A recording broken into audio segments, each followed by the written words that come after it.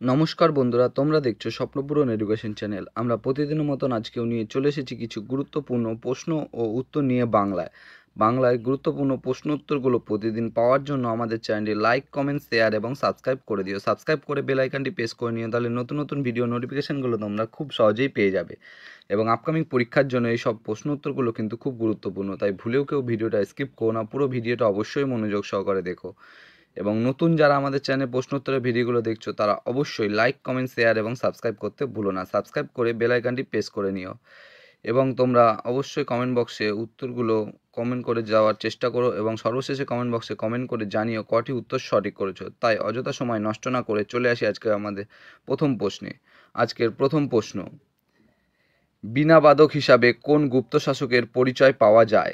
তোমাদের সামনে চারটে অপশান রয়েছে। অপশান এ প্রথম Chandragupta, option B Skandagupta, option C Budhagupta, option D Samudragupta.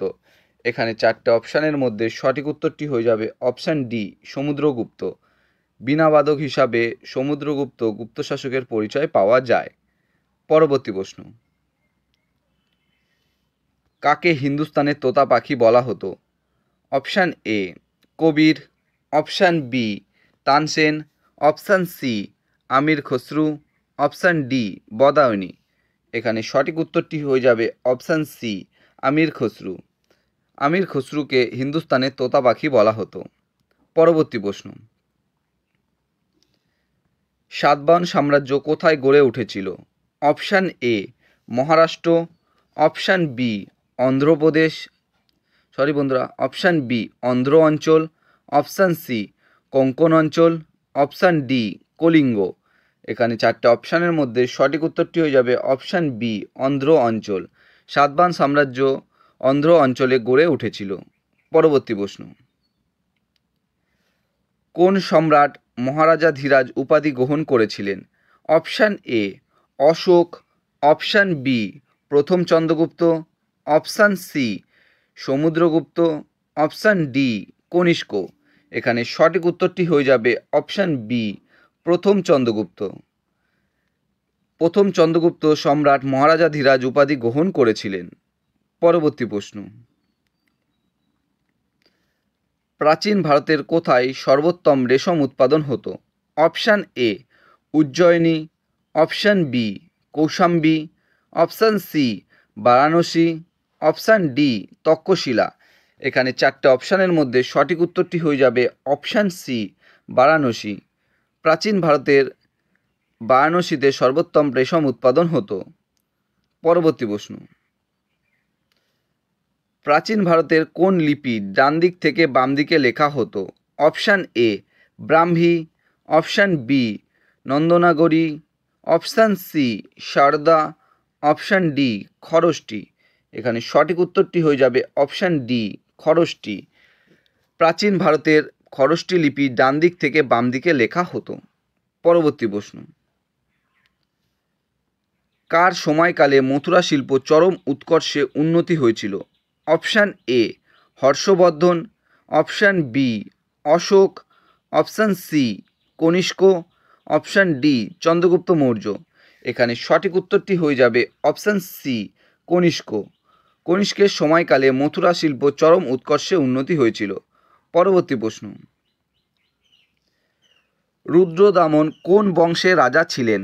Option A Pallava, option B Shaka, option C Maurya, option D Kushan.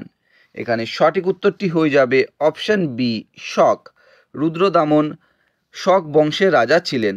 পরবর্তী প্রশ্ন, শুঙ্গ বংশের শ্রেষ্ঠ সম্রাট কে ছিলেন? Option A Pushyamitra, option B দেবভূতি, option C Vasudeva, option D Saurasena. এখানে সঠিক উত্তরটি হয়ে যাবে অপশান বি দেবভূতি। শুঙ্গ বংশের শ্রেষ্ঠ সম্রাট ছিলেন Devabhuti.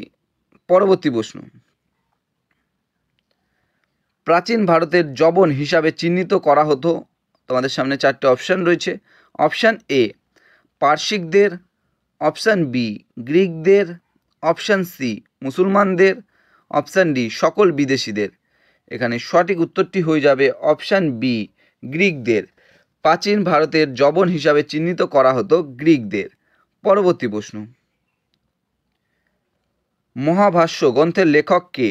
Option A Kalidasa, option B Bharavi, option C Patanjali, option D Banabhatta. এখানে চারটে অপশানের মধ্যে সঠিক উত্তরটি হয়ে যাবে অপশান সি পতঞ্জলি। মহাভাষ্য গ্রন্থের লেখক পতঞ্জলি। পরবর্তী প্রশ্ন, আলিগড় কলেজের প্রথম অধ্যক্ষ কে ছিলেন? Option A Theodore Beck, option B Ahmed Khan, option C Chirag Ali, option D Khuda Bux. এখানে চারটে অপশানের মধ্যে সঠিক উত্তরটি হয়ে যাবে option A Theodore Beck. Aligarh কলেজের প্রথম অধ্যক্ষ ছিলেন থিওডর বেক। পরবর্তী প্রশ্ন, গান্ধার শিল্পে কোন দেশীয় শিল্পশৈলীর প্রভাব লক্ষ্য করা যায়? Option A Greek, option B Roman, option C চৈনিক, অপশান ডি পার্সিক। এখানে সঠিক উত্তরটি হয়ে যাবে অপশান এ গ্রিক। গান্ধার শিল্পে গ্রিক দেশীয় শিল্পশৈলীর প্রভাব লক্ষ্য করা যায়। পরবর্তী প্রশ্ন, কৌটিল্য কার রাজসভায় প্রধানমন্ত্রী ছিলেন? Option A Chandragupta Maurya, option B প্রথম Chandragupta, option C Ashoka, option D Harshavardhana. এখানে সঠিক উত্তরটি হয়ে যাবে অপশান এ চন্দ্রগুপ্ত মৌর্য। কৌটিল্য চন্দ্রগুপ্ত মৌর্য রাজসভায় প্রধানমন্ত্রী ছিলেন। পরবর্তী প্রশ্ন, প্রাচীন ভারতীয় ইতিহাসে রত্নাকর বলা হয়েছে? অপশান এ আরব সাগরকে, অপশান বি গঙ্গা যমুনা সরস্বতী সঙ্গমস্থলকে, অপশান সি বঙ্গোপসাগরকে, অপশান ডি ভারত মহাসাগরকে। এখানে চারটে অপশানের মধ্যে সঠিক উত্তরটি হয়ে যাবে অপশান ডি ভারত মহাসাগরকে। প্রাচীন ভারতীয় ইতিহাসে রত্নাকর বলা হয়েছে ভারত মহাসাগরকে। পরবর্তী প্রশ্ন, শূন্য সংখ্যাটির আবিষ্কারক হলেন? Option A Aryabhata, option B Varahamihira, option C প্রথম ভাস্কর, অপশান ডি অজ্ঞাতনামা এক ভারতীয়। এখানে চারটে অপশানের মধ্যে সঠিক উত্তরটি হয়ে যাবে অপশান এ আর্যভট্ট। শূন্য সংখ্যাটির আবিষ্কারক হলেন আর্যভট্ট। পরবর্তী প্রশ্ন, সূর্য সিদ্ধান্ত গ্রন্থের লেখক কে? Option A Kalidasa, option B Varahamihira, option C Bharavi, option D Shudraka. এখানে চারটে অপশানের মধ্যে সঠিক উত্তরটি হয়ে যাবে অপশান বি বরাহমিহির। সূর্য সিদ্ধান্ত গ্রন্থের লেখক হলেন বরাহমিহির। পরবর্তী প্রশ্ন, মৃচ্ছকটিকম নাটকের রচয়িতা কে? Option A Kalidasa, option B Bharavi, option C Shudraka, option D Bhavabhuti. এখানে চারটে অপশানের মধ্যে সঠিক উত্তরটি হয়ে যাবে অপশান সি শূদ্রক। মৃচ্ছকটিকম নাটকের রচয়িতা শূদ্রক। পরবর্তী প্রশ্ন, পঞ্চতন্ত্র কার রচনা?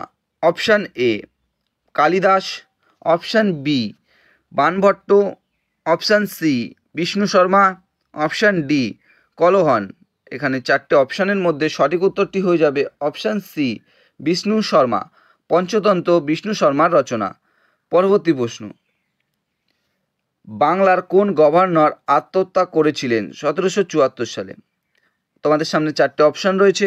Option A Cornwallis, option B Cartier, option C Clive Lloyd, option D Warren Hastings. এখানে চারটে অপশানের মধ্যে সঠিক উত্তরটি হয়ে যাবে অপশান সি ক্লাইভ লয়েড। বাংলার গভর্নর আত্মহত্যা করেছিলেন 1774 সালে ক্লাইভ লয়েড। বন্ধুরা, তোমাদের জন্য আজকে কটাই প্রশ্ন উত্তর ছিল। তোমাদের প্রশ্ন উত্তরগুলো কেমন লাগলো তা অবশ্যই কমেন্ট বক্সে কমেন্ট করে জানিও, এবং প্রশ্ন উত্তরগুলো যদি তোমরা ভালো লেগে থাকে অবশ্যই আমাদের চ্যানেলটি লাইক কমেন্ট শেয়ার এবং সাবস্ক্রাইব করে দেবে। সাবস্ক্রাইব করে বেল আইকনটি প্রেস করে নেবে, তার নতুন নতুন ভিডিও নোটিফিকেশনগুলো তোমরা খুব সহজেই পেয়ে যাবে। এবং যারা নতুন আমাদের চ্যানেলে প্রশ্ন উত্তরের ভিডিওগুলো দেখছো, তারা এখনও লাইক কমেন্ট শেয়ার এবং সাবস্ক্রাইব করেনি, তারা অবশ্যই লাইক কমেন্ট শেয়ার এবং সাবস্ক্রাইব করে বেল আইকনটি প্রেস করে নেবে। এবং তোমরা তোমাদের বন্ধুদের প্রচুর পরিমাণে ভিডিওগুলো শেয়ার করবে, যাতে তারাও আপকামিং পরীক্ষায় এই প্রশ্নোত্তরগুলো পেয়ে উপকৃত হতে পারে। এবং তোমরা অবশ্যই কমেন্ট বক্সে কমেন্ট করে জানাবে আজকে কটি উত্তর সঠিক করেছো। আমাদের ডেসক্রিপশন বক্সে ফেসবুক গ্রুপ, টেলিগ্রাম গ্রুপ এবং হোয়াটসঅ্যাপ গ্রুপের লিঙ্ক দেওয়া আছে, সেখানে গিয়ে সবাই অবশ্যই জয়েন করে নিও।